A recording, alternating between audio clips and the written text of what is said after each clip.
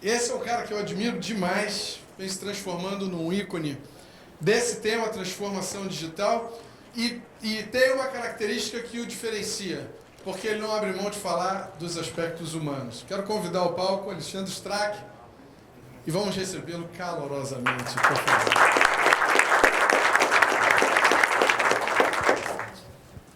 Boa tarde, pessoal. Bom, obrigado, Vicente, pelo convite, pelas palavras, né? Vicente é o mestre de todos nós aqui. É bem interessante ouvir o Vicente falando que ele fez uma reflexão, né, dele já ter sido antagonista, né? E o Vicente, com esse discurso e com essa dedicação em gestão de mudanças, eu o via muito. Eu fui antagonista dessa ideia durante muito tempo. Eu demorei a acreditar nessa ideia e nessa necessidade de olhar para o lado humano.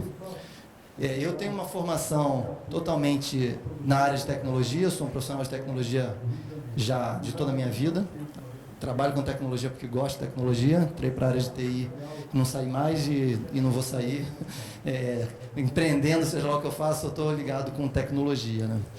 E é muito interessante vir depois da pesquisa, porque algumas das coisas que eu vou falar aqui, elas estão completamente em sintonia com o que a pesquisa demonstrou. Eu não tive spoiler da pesquisa, eu trouxe outros números e coincidem totalmente com o que foi identificado na pesquisa feita aqui no Brasil, né? Então, eu vou falar da questão da importância da gestão de mudanças para a transformação digital, né? Mas o que é a transformação digital? É importante a gente tentar definir o termo para que a gente saia do local comum, né? Gestão, ou seja, a transformação digital é o conjunto de mudanças que a gente tem que fazer na companhia para que a companhia consiga usar a tecnologia para beneficiar o negócio. Ou seja, não é tecnologia, não é aplicar a tecnologia, é transformar a companhia para que ela use a tecnologia como meio para encontrar resultados para o negócio. Porque a tecnologia, pela tecnologia, não serve para nada. Ou seja, serve simplesmente para a gente ficar brincando de criar novas tecnologias. Ou ela serve para transformar as nossas vidas e a vida dos negócios para melhor, ou ela está infundada, né? Mas por que a gente precisa transformar? Como vocês sabem, a tecnologia está crescendo de forma exponencial já há bastante tempo. Ou seja, a lei que anuncia o crescimento exponencial da tecnologia é lá de 1968, com o Moore, né, o fundador da Intel, e essa velocidade ela só vem crescendo, né, de tal forma que a gente falou aí, vocês falaram mais cedo que eu cheguei, acho que o Vicente já tinha falado sobre a questão do mundo VUCA, mas, ou seja, esse mundo ele ficou absolutamente complexo por causa dessa quantidade de transformações empurradas por esse volume que a tecnologia está gerando, né? E essas tecnologias estão cada vez mais disruptivas, elas vão quebrando ciclos que a gente tinha como normais, eles vão ficando absolutamente diferentes, né? Só que quando você pergunta para os líderes, exatamente como a pesquisa demonstrou, 87% dos líderes dizem que os seus negócios serão afetados pela tecnologia. Só que 56% das companhias se dizem não preparadas. Esse número, obviamente, é um número extremamente otimista. Ele está muito mais parecido com os 36%, que, se eu não me engano, foi o que apareceu ainda há pouco na pesquisa. Por quê? Porque quando você pergunta para os líderes, eles vão dizer que, na verdade, a empresa, de certa forma, está um pouco mais preparada para aquela realidade. Só que quando você vai descendo no nível hierárquico, o que você descobre é que aquela visão que aquele líder tem está completamente descasada da realidade do nível mais para baixo. Então, os números são piores do que isso. Ou seja, apesar de, como em gestão de mudança, você ter 90 e 36, aqui deve estar alguma coisa, na minha visão, deve estar 87 a 20 no máximo. Porque, na verdade, as empresas não estão preparadas, literalmente, para esse novo mundo, né? Mas que mundo e por que o mundo chegou nessa situação? Por causa desse fenômeno aqui, ó, nós mudamos. A curva ela se inverteu aqui. Ou seja, a tecnologia sempre avançou na nossa frente, só que antes as empresas usavam tecnologia antes de nós. Nós tomamos o lugar das companhias. Nós transformamos a nossa vida muito mais rápido do que as companhias. E a gente tem empurrado as companhias a se adaptarem. Ou seja, a pressão por mudança, como se não bastasse já vinda do ponto de vista de que as tecnologias viabilizam, nós, enquanto seres humanos, já transformados, já fazendo muitas das nossas atividades de uma forma completamente diferente, estamos exigindo das companhias que elas se modifiquem, que elas passem a ser também diferentes. Por último, vem a regulação governamental, que não está conseguindo entender todas essas mudanças e que está tentando correr para ver o que ela faz. Ou seja, as pessoas, ou seja, quando o Uber apareceu, ou seja, mudou completamente a questão da regulação, e, ou seja, outros negócios vêm surgindo o tempo todo, a gente não sabe com quem a gente compete, né? Porque os competidores ficaram completamente esquisitos, né?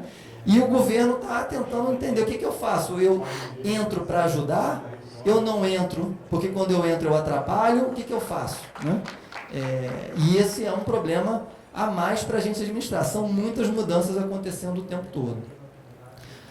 Quando a gente pergunta também para as pessoas o que é esse mundo digital para onde a gente quer ir, né? Ou seja, que mundo é esse que vocês, que respondem 87%, 90% das pesquisas, querem chegar?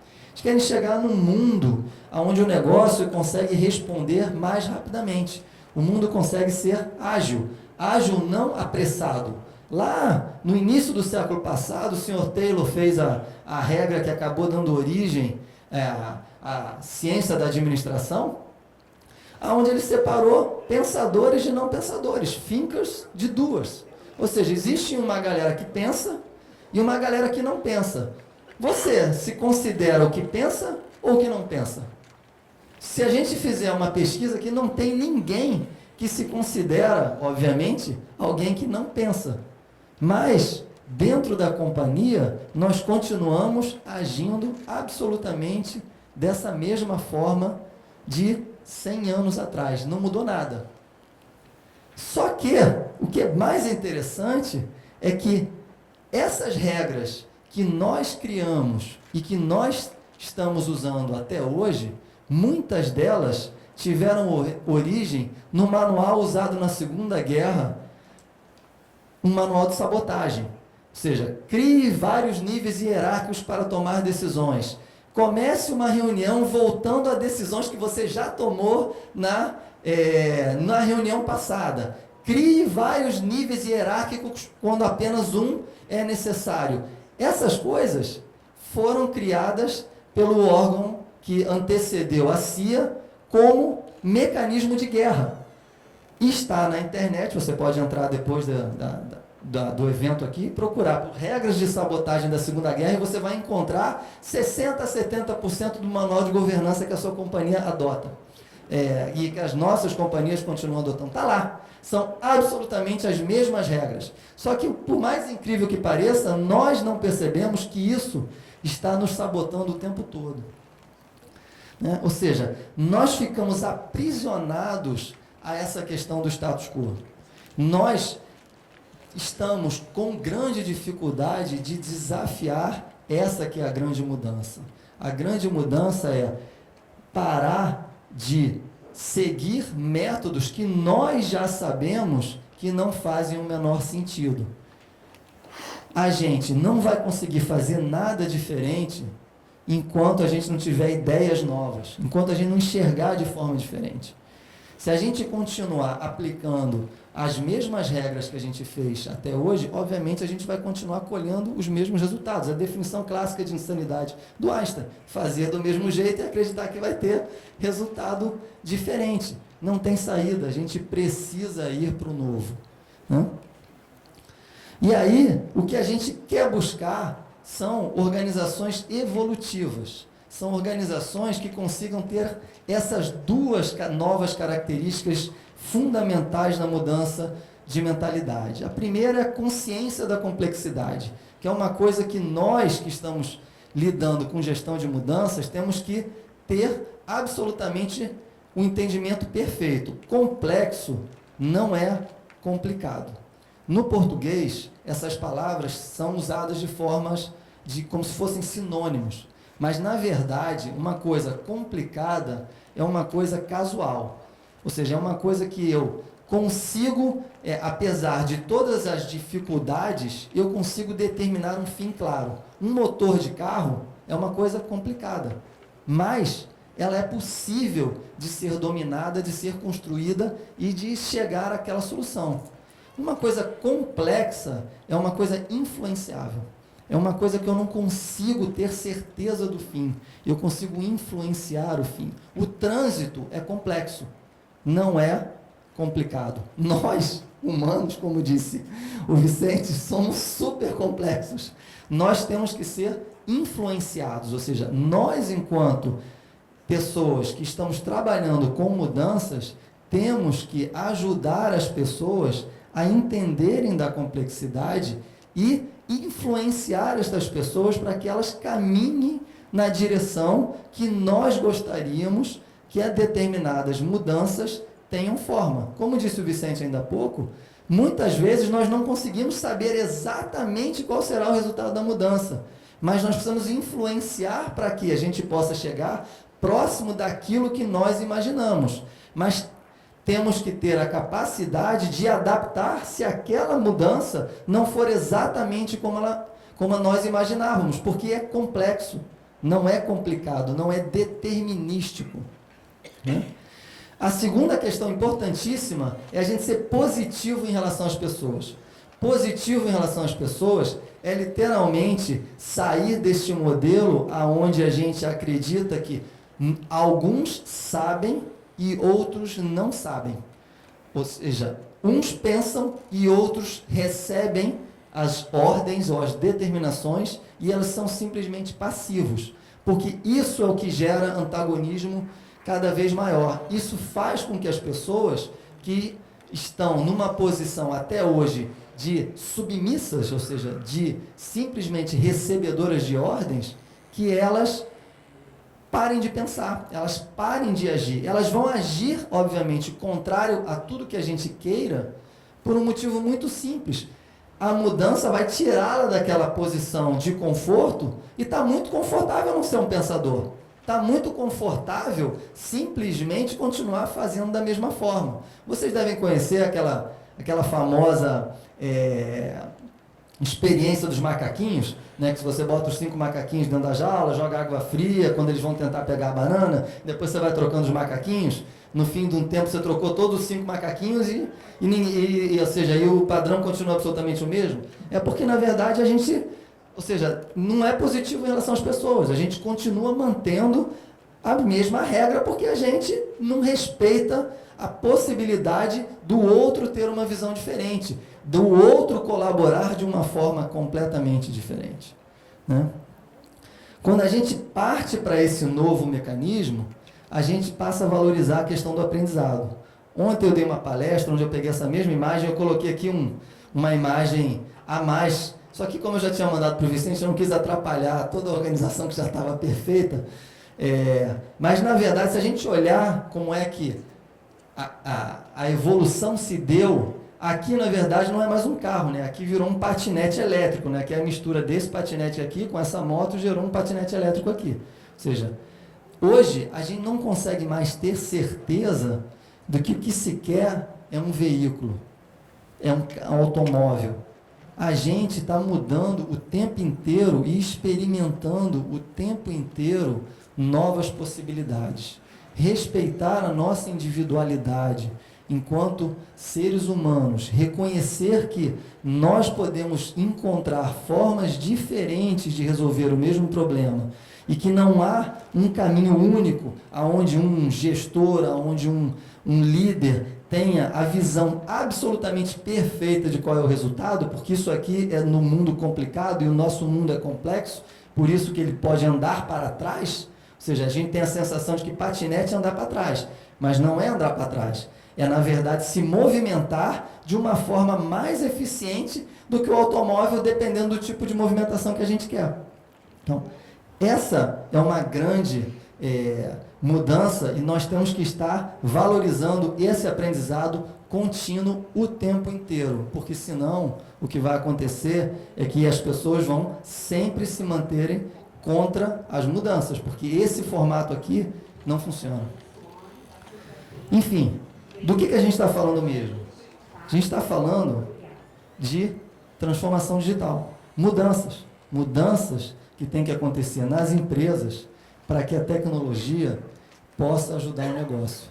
Ou seja, a mensagem que eu queria deixar para vocês é que, no fundo, nós, enquanto gestores de mudança, temos que nos preocupar com as mudanças organizacionais que precisam acontecer para que os projetos andem de uma forma mais natural, mais humana. As hierarquias, essa forma impositiva, essa forma antiga de olhar as pessoas como se elas não pensassem e como só aquele líder que detém o conhecimento, ou como se o conhecimento tivesse só com o líder, não vai fazer com que a gente aumente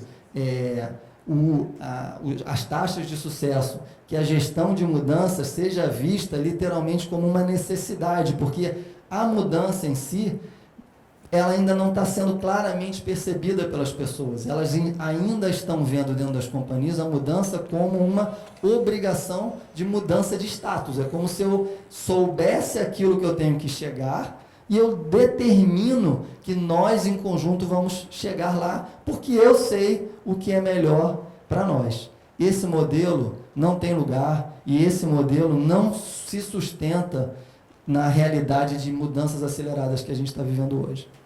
Era isso, obrigado.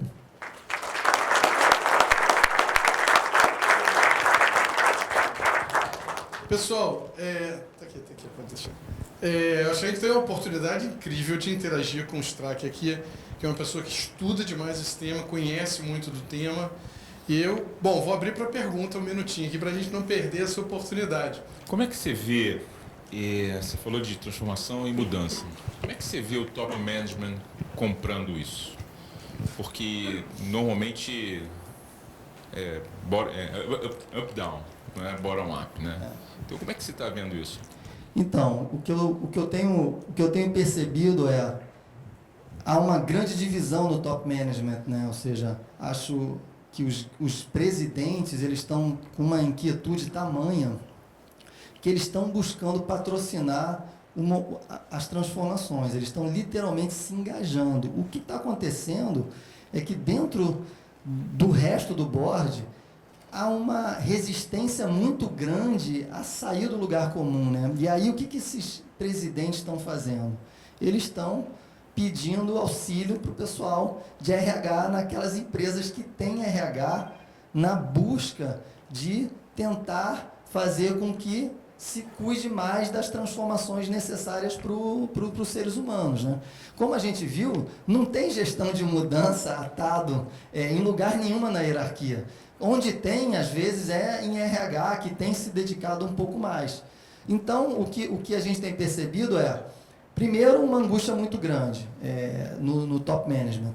E aí, há uma dificuldade também do top management de perguntar para o resto da companhia como que eles estão vendo essa mudança. Porque essa certeza que o top management tem de que ele sabe qual é o futuro absolutamente correto para a companhia, ele não vai em busca das respostas que tem para baixo, né? Ou seja, que os outros níveis talvez saibam, talvez eles tenham visões melhores do que aqueles que estão mais acima, né?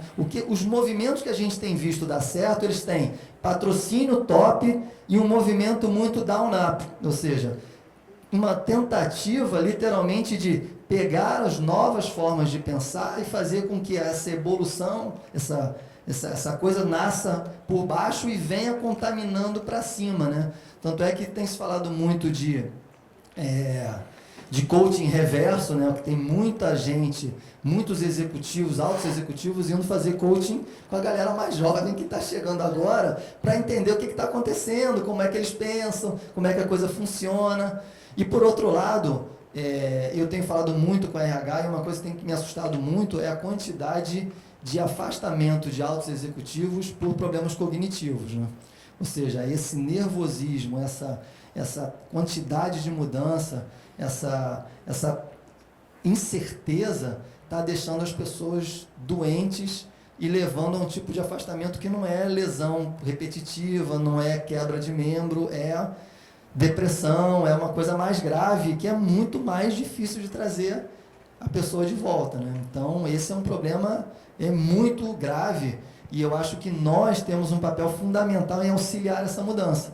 Ou seja, como é que nós vamos trabalhar com todos esses níveis, fazendo com que esses stakeholders se movimentem num caminho favorável para todos, né? Aprendizado contínuo, cocriação, cuidado com as pessoas, respeito aos tempos, sabendo que, obviamente, temos objetivos, mas, ou seja, nem todos conseguem mudar na mesma velocidade. Então, o que está muito claro hoje é que gestão de mudança aparece em absolutamente todo tipo de literatura voltada para a transformação digital, tem alguns capítulos dedicados à gestão de mudança.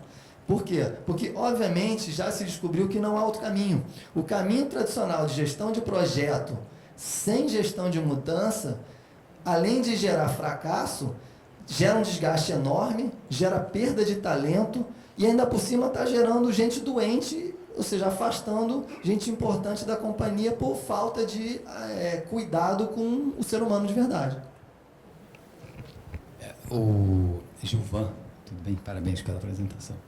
Não, o que eu queria comentar, e talvez ouvir a tua opinião, é uma coisa pragmática, quer dizer, nesse processo de transformação, cuja ênfase pode ser digital ou não, você tem algumas variáveis que você comentou, né? Você tem a questão cultural, você tem a questão da tecnologia e você tem a questão do processo. Só vamos manter em 3 para a gente ir.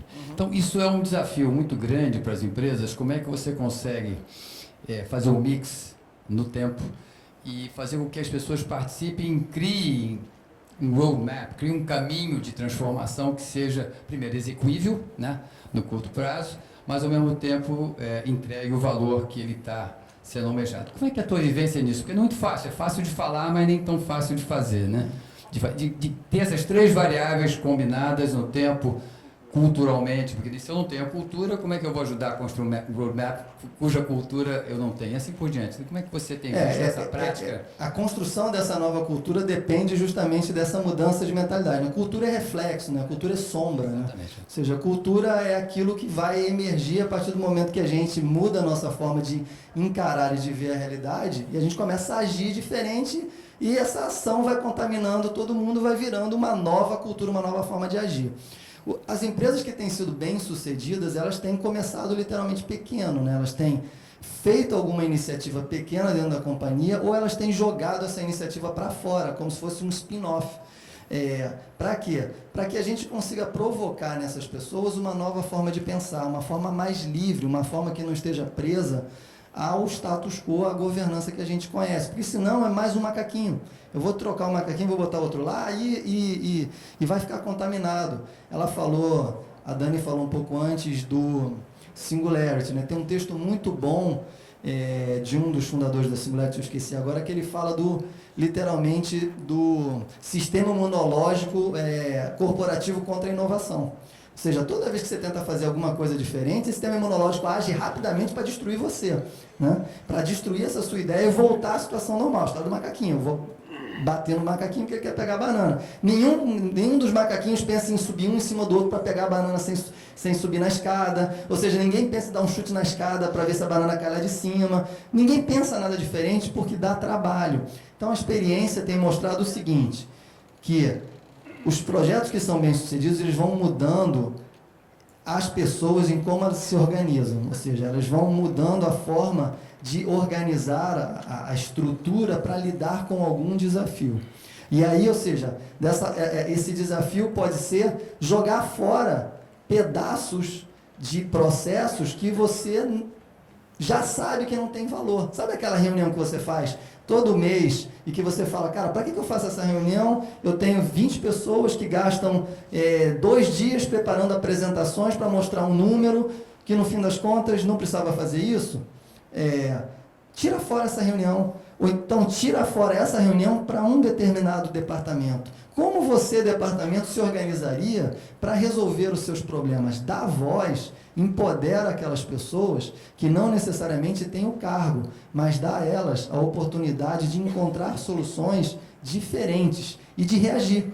O que você tem visto nas companhias que têm conseguido fazer isso são respostas muito mais rápidas, muito mais eficientes e com resultados melhores do que os resultados de outras companhias. E a gente tem um monte de exemplos aí. A gente tem os bancos digitais surgindo com organizações radicalmente diferentes, desafiando literalmente status quo. Como é que eles nasceram? Nasceram pequeno, nasceram olhando para um determinado problema, nasceram se organizando completamente diferente, com menos hierarquias, com mais liberdade e com mais capacidade de respeitar os indivíduos. Ou seja, todos pensam, todos conseguem agir. Claro que sempre haverá uma necessidade de liderança, mas essa liderança ela é móvel.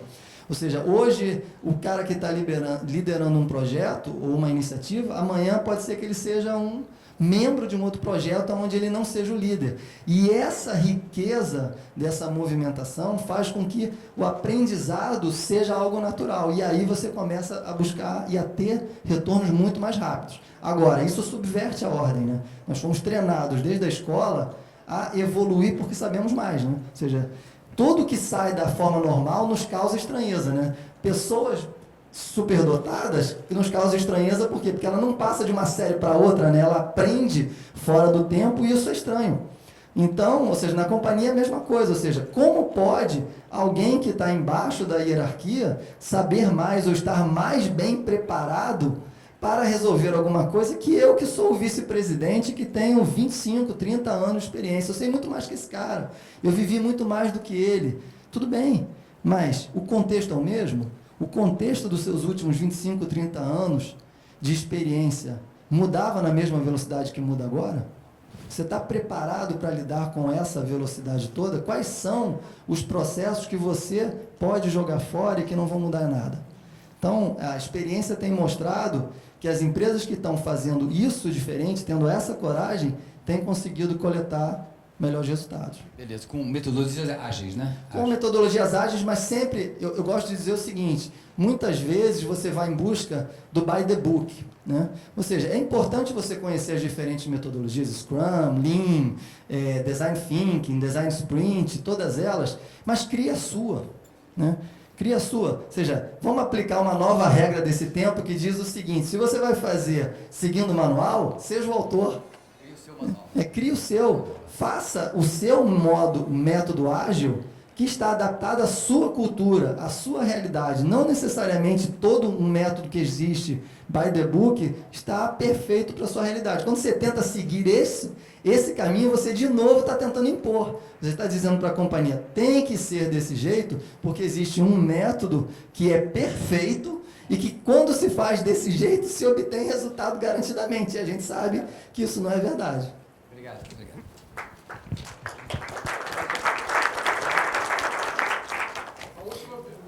Tá bom. Alexandre, sou Alex. É uma curiosidade que ficou da tua fala, pela brilhante explanação, inspiradora também. Em que momento você, como profissional de TI, viu que a gestão da mudança ia fazer diferença nos projetos, no teu dia a dia, na aplicação prática? Quando é que essa fagulha virou uma prática e que momento isso acabou virando rotina no teu dia a dia? Conta um pouquinho, Bruno. Isso virou uma realidade a partir do momento em que eu percebi que grande parte da minha vida profissional, enquanto gestor de TI, eu impus projetos. Eu literalmente usei o poder da hierarquia para dizer, vamos implementar esta coisa, vamos fazer deste jeito, vamos colocar um cronograma desta forma. Eu ouvi muito pouco as outras áreas e eu percebi que o que estava acontecendo literalmente é que as mudanças de fato não se estabeleciam. Mas eu não conseguia entender por quê. Na minha visão, isso era rebeldia pura. Eram pessoas incapazes de entender o óbvio, né? Como é que você não entende que é óbvio ir para este caminho? Você tem um problema cognitivo seu, não meu, né? E aí, obviamente, quando eu me dei conta, e graças ao brilhante Vicente, que insistentemente, com a paciência de mestre, dizia, cara, você não está olhando para as pessoas, você não está olhando para as pessoas. Depois que, obviamente, eu fiz o treinamento, aprendi sobre aonde que eu estava, digamos, deixando de tomar cuidado, eu percebi literalmente, eu fui atrás, obviamente, de conhecimento, de estudar, de entender mais sobre as pessoas, que nós, quando viemos para a tecnologia, nós temos a sensação de que a tecnologia é o grande Deus, né? Que com ela a gente consegue fazer qualquer magia. A gente não consegue fazer nada, porque se nós, enquanto pessoas, não quisermos, nada vai acontecer, né? Então, a ficha caiu para mim naquele momento onde eu comecei a analisar por que é que as mudanças que eu gostaria que se perenizassem não estão se perenizando. E eu não me julgava uma pessoa que não comunicava bem, mas na verdade não era só a comunicação, eu não tinha o cuidado com os stakeholders, com todos eles, eu não fazia gestão desses caras. Eu não estava olhando para eles a cada momento para entender se está mais favorável, se está mais desfavorável. Se você está mais desfavorável, como eu faço para te ajudar a ficar mais favorável? Porque nós vamos ter que fazer esse trabalho constantemente. Esse é o grande segredo para a gente conseguir atingir os novos resultados em mudanças tão eficazes e tão rápidas, perdão. Então, para mim, a ficha caiu nesse momento. E eu hoje, em cada companhia que eu entro para fazer um trabalho, eu consigo ver claramente a questão da imposição da mudança. E você vê as empresas repetindo os mesmos projetos 200 vezes. Por quê? Porque nada se estabelece porque a gente não respeita o ser humano. Não respeitou o ser humano, nós não gostamos de não sermos respeitados. Só que como nós fomos treinados, porque estamos mais para cima na hierarquia, podemos tudo, passamos a usar da tirania. E os tempos não permitem mais essa forma de atuação. Muito bem, peraí, fica aí. Vamos agora sim, uma salva de palmas, porque... Dá vontade de ficar a tarde inteira aqui discutindo essas ideias contigo, mas eu quero ter a honra de te entregar aqui uma singela homenagem